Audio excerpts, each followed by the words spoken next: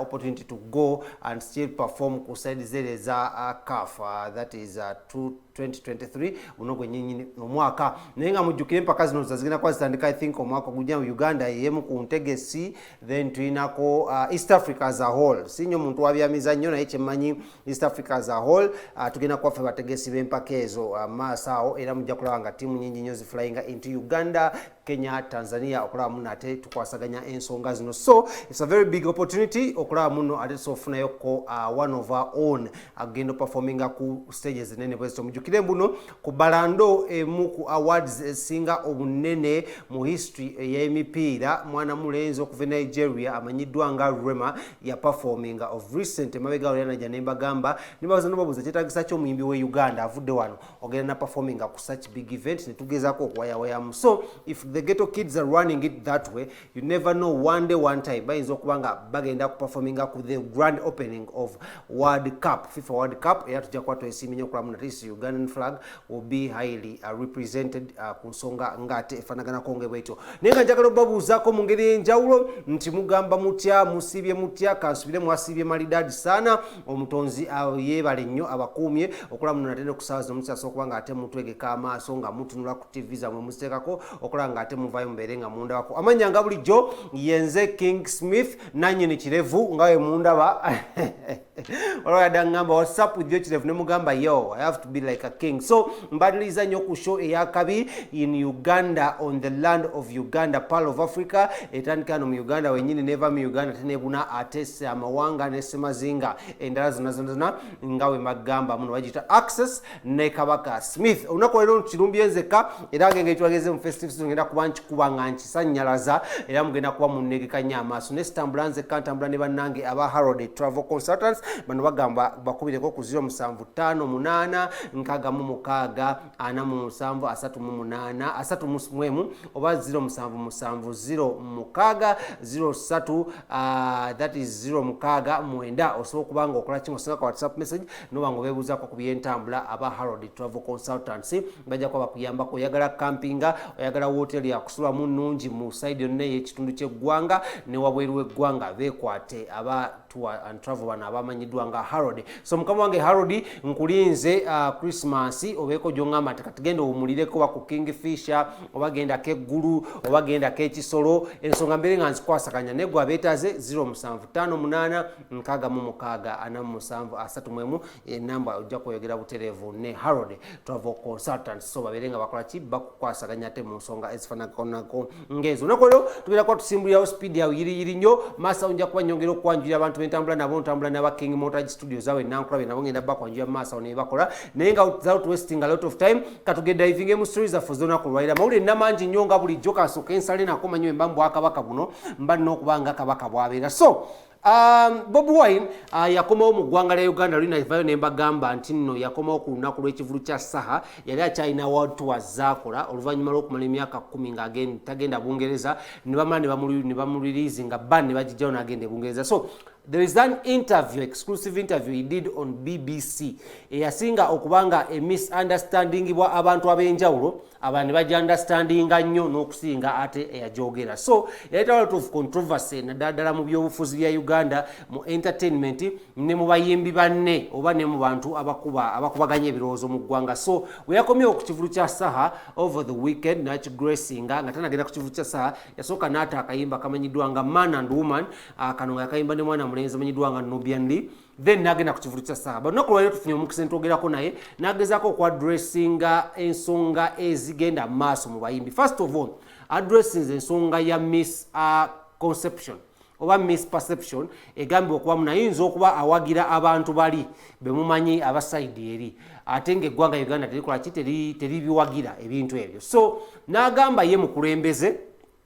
kyekisooka akulembera buli muntu yenna ow'ekikula kyonna tagenda vaayo agamba ate bali tabaagala ate banomba walana ng'ate mukulembeze wabula musajja mufumbo ayina abaana n'olw'ensonga eyo mumanyi side gyagwa from the beginning mubadde mumanyi side gyagwa saavayo nga mubungesa mulayika mwenoonyeza byammwe ne ŋŋamba naye kale kuba mpuliddeko n'abafumba balina abaana nabo ng'ate badda side ne bakola ebitali birungi olw'ensonga z'akasente naye ensonga gy'agala osimbako essira ayogedde ku billions 18 roughly 33 ezigenda okuba nga zifuluma but zetwalako mu mbalirira ziri 18 ezigenda okuba nga ziweebwa entertainment industry as a whole n'azilambulula n'agamba akasente kano nguzi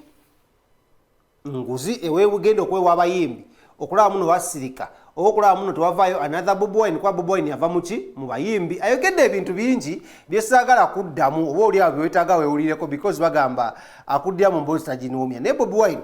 nzamba Kenzo akasente bwe kafuluma mpaako ndyeko naye kyali wange nina Rose akasente ko nkeetaaga mu kampe kwa Bobi Wine naye tali bubi ali bulungi nze Bobi Wine onoovaayo n'ombuulira jojja ssente okubanga oli bulungi oyambala amasuuti amalungi ovuga emmotoka ennungi newankubadde tokyayimba bivulu actively awo nja gamba naye akasente kano leka abayimbi bakafuna abayimbi abamu bali bubi bannange bakaba kafulumye Eddy Kenzo opitonjo kyenze sina buzibu naye Bobi Wine agambye nguzi era tujjako abanaagirya bajjako balina okunnyonnyola ekibaliisiza ssente zino so katugende wa Bobi Wine bwe tukomawo tugenda mu bintu stories nina Nabbalam nina Waiki Benda nina Ziza Bafana nina June wrap up so lero sheri fully packed so tugenda Bobi Wine akunyonyere lwaki ssente zino zigenda oweebwa entertainment sector yagiyita nguzi tugende maaso 30 nga zakuwa abayimbi okumala ebbanga ddene abayimbi babadde bakalira ekintu kimu copyright law oba etteeka erikwatagana ku biyiiye nga tulowooza nti nga mawanga gonna agaakulaakulana Nigeria, South Africa, America gavumenti ekwata ssente n'eziwa abayimbi wabula eteekawo amateeka agabakuuma agamakinga sure nti bafuna mulimu gwabwe nga n'omuyimbi ali ekaramoja n'omuyimbi atamanyi gavumenti ofisa yenna n'omuyimbi agenda okujja emyaka 10 oba emyaka 2 agenda kufuna mu nkola ya gavumenti eriwo nti omuyimbi abeera defended abeera protected bwati abayimbi obuzibu bwe bafuna nti gavumenti policies eziriwo teziba protectinga emisolo gye babateekako giri waggulu ebyuma bino bye tukozesa biriko emisolo mingi naye gavumenti nga yateekawo policies nesala emisolo ku byuma bino nesala emisolo ku bintu aba artists bye bakozesa ebyuma bya studio art industry yandi developing naye kubanga Museveni ye akkiririza mu kugulirira afunamu abayimbi batono n'abayita abawe ssente fasobola bazirye babeere n'omusango gwa corruption nga tebasobola kukwasanya akamwa ke kwogera ku kikyamu bw'ati bwe yakoze maze ebbanga ng'asaba bayimbi bannange obutabeera babeega obutabeera basaliriza wabula bateekebwawo amateeka agabafuula nabo boosi bo n'abaana baabwe n'abazzukulu muwulidde bayimbi bannaffe bangi nga babadde nga bakaayana bagamba Bobi Wine aleeta ebyobufuzi mu music twawule music n'ebyobufuzi naye mbadde nga bagamba nti politics kyeki politics y'entematema ya ssente z'omusolo y'entematema gy'ebyobugagga by'eggwanga naki kigenda kukola kitya kati yeno entematema bakozesa bano okubba kubanga buno obubbi guno munyago abayimbi tebeetaaga ye copyright law teweetaaga bagulirira teweetaaga bawa ssente yes weetaaga kusapootinga ebirowoozo ebibasula kyanaku si kyekyakoleddwa era mwalabye nti biliyoni 30 ezono ssente zizimba eddwaliro erisinga eryakiruddo nga pyanga kuliko n'ennyumba z'abasawo kaakati bayimbi bannange mwalidde eddwaliro ly'ekiruddo ddamba tubayozaayoza nenjagala okubategeeza nti tewali muwendo gwa ssente gwe bagenda bawa